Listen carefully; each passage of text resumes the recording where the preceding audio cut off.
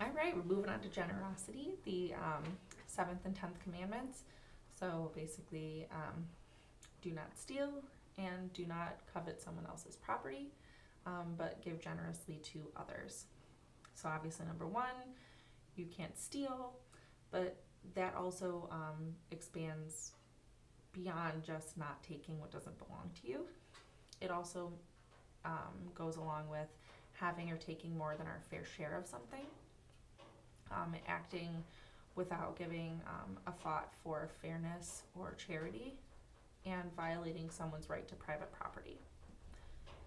There are a lot of limited resources on Earth that need to be shared: um, food, fresh water, um, clean air, things like that, space. So we need to take into account the needs of the people around us, and goods that are produced either by farming the land, created in factories that people are able to make by specific skills and talents that they have. All of those things should be produced and used for the common good. And people are encouraged to consume these things in moderation so that there is enough for everyone. Government should act to support that fairness by reserving a portion or making arrangements to provide for the sick and the poor in this way, and also to regulate ownership so that there's no monopolies that certain businesses have where they can charge an extravagant amount of money for basic needs like food and clothing and housing. And stealing in this way, like we said, goes beyond just taking what doesn't belong to us without someone's consent. Um, I will state that surprisingly enough, um, there is an exception to this commandment within the Catholic Church, which is taking something if the refusal of the owner causes harm to someone and is unreasonable. For example, you are kind of not fully guilty of breaking this commandment if, for example, you are literally starving and you take food, or if it is 20 degrees outside and you use someone's shelter in order to stay alive. Those things that fall under like urgent necessity for life are seen as exceptions. Maybe not necessarily legally, but spiritually they're seen as exceptions. Some other examples of theft, though, that you might not always think of as theft would be if you borrow something and fail to return it in a timely manner, business fraud, paying unfair wages, price gouging, charging way too much for something than what it's worth, lying to affect someone's decisions, taking things from a company for your private use, so like stealing like office supplies and bringing them home with you, doing your work poorly on purpose so that you're taking company time or resources away from like your employer, not paying your taxes, forgery, writing fake checks or fake documents, excessive and wasteful spending. So if you have a surplus of money, obviously you don't have to give away all of it, but we shouldn't be out there buying every single thing we can get our hands on. Some of that money needs to be reserved to help others. Willfully damaging somebody else's property, breaking a promise or a contract, failing to pay debts, and failing to take care of property that someone else has entrusted to you. So if somebody says, hey, I'm letting you, take this necklace. I'm going on vacation and I don't want anyone to like break into my apartment and steal it. Can you take care of it and keep it safe for me? And then you lose it. Restitution is always owed for repayment. So basically, if you steal something or you borrow something and destroy it or don't return it, you are supposed to make up for that. Cards and gambling for money is not considered stealing as long as it doesn't become an addiction or hurt other people, but you cannot cheat. And then obviously, the greatest thing that could be stolen is someone's freedom. For that reason, slavery is not allowed. We need to take care of the earth's resources and respect the earth itself. In addition to not abusing people, we should also not be abusing plants, animals, or minerals. We shouldn't be consuming more than the earth can support and replace. And no one person or group can take so many resources that other people now or in the future will suffer. We're also called to care for animals with gentleness. We are able to use animals for food and clothing. We are able to domesticate them. We're able to use them to help us in our work. We are able to own pets for recreation. And medical and scientific experimentation is allowed within limits where you're contributing to saving human lives and you're not causing undue stress or harm or pain to the animal. An animal should never be put through death or needless suffering. And we should make sure that we are putting the needs of people ahead of the needs of animals. We have 7 tenets of Catholic social teaching that have to do with these types of things, basically with human rights, human dignity. But one of the main ones is also the right to work. And that really falls under generosity because people need to be able to earn a living and people need to be able to have the ability to care for their families. So the security, comfort, and goodwill of families and people helps encourage justice and charity. Whenever there is equity, which is everybody having their fair share, we see a reduction in violence and warfare. The Catholic Church rejects totalitarianism, communism, socialism, and extreme capitalism that promotes profit over the common good.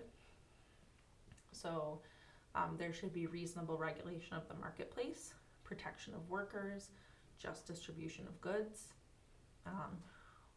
Work is a right that people have. It brings people human dignity. It brings people an ability to care for their families. And because of that, people should be able to live on whatever wages and benefits they are paid. People should be able to start a business. And the government should protect the freedom, currency, private property, public utilities, and services that are needed to protect both businesses and workers. The workplace should always honor human rights when it comes to health and safety. Professions should be open to everybody without discrimination, and obviously the pay should be fair. And workers are allowed to strike as long as they are not violent. We have a moral responsibility being a more wealthy nation with a more booming economy to make sure that we are fulfilling our moral responsibility as a country toward poorer countries by helping during natural disasters, epidemics, things like that. We should be loving the poor, assisting others with education, healthcare, food, water, clothing. And it's important to note that giving people something that they should already have, but for whatever reason don't, is not so much a gift of charity as it is justice to the poor.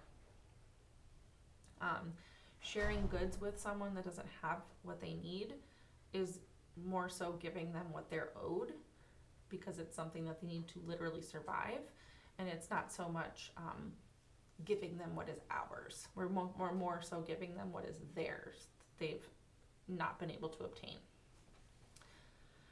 There are spiritual works of mercy, which are instructing, advising, consoling, comforting, forgiving, and bearing wrongs patiently. We also have corporal works of mercy, which include feeding the hungry, sheltering the homeless, clothing the naked, visiting the sick. And then in regulating ourselves, we should be following the 10th commandment, which really encourages moderation and contentment with what you already have. We try to avoid greed. We try to avoid hoarding or stockpiling money or goods. We try to avoid envy, hatred, or gossip. We should be happy for other people when they succeed, and we should sympathize with people when they don't. We shouldn't be happy when someone else, falls on their face or is struggling with something. And we shouldn't be angry or jealous when somebody else has something good happen to them. True happiness comes from God and having a heart for the poor. And lastly, we have the 8th commandment, which is do not bear false witness or do not lie, tell the truth. We protect our relationships and the common good of society when we are honest, both in our words and deeds. God has always spoken to us in truth through the scriptures, through Christ himself. We even say it in his title, the one true God. Jesus then sent the Holy Spirit, Spirit of truth, to live in our hearts, guide us, and help us, to give us strength to do the right thing. So we have a moral obligation to tell the truth, to follow the truth, to be honest in our actions and our words and our work, to be sincere, to be forthright or candid or forthcoming with information, and to tell the truth or act in truth in a way that is loving and kind. We should not deceive people. We should not gossip.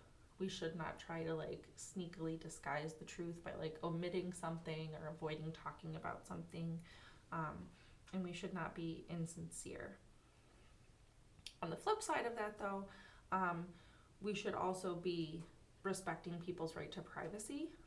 And even if we know something to be true, if it's something that is a secret and it's not hurting anybody, based on charity and discretion, we should keep that private. We don't need to say everything that we know to be true. We should stand up for the truth. This especially has to do with our faith.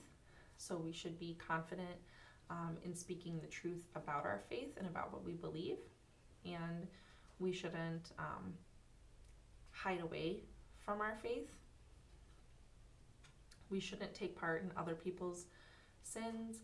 We should do what's right even if nobody can see us. And we should try to be open, honest, loving, kind, forgiving, generous, hospitable, even when it is difficult. There's a lot of different kinds of untruths or lies. Bearing false witness is to lie in court. Perjury is when you lie under oath, which can hurt someone who's innocent or cause someone who's guilty to go free. Assuming is a form of untruth because you're making a judgment without evidence. You have to give people the benefit of the doubt. Detraction is when we make a negative comment to someone about someone else when they don't know all of the facts. Calumny is saying something we know to be untrue on purpose to hurt someone else's reputation. Excessive flattery, where we're praising somebody even if we know that they're wrong, or even if we know that they don't deserve that level of praise because we're trying to get in good with them or have them like us. Boasting or bragging about our own accomplishments to seem better than we are or call attention to ourselves. Lying, so by our speech, our action, or our silence, we're helping another person or leading another person to believe something that's false. And then the consequences of that, we need to seek forgiveness, make reparation, and try to undo as much of the harm that was done by our lie as possible. Again, telling the truth doesn't mean we repeat everything that we hear, see, or know to be true. People do have a right to privacy.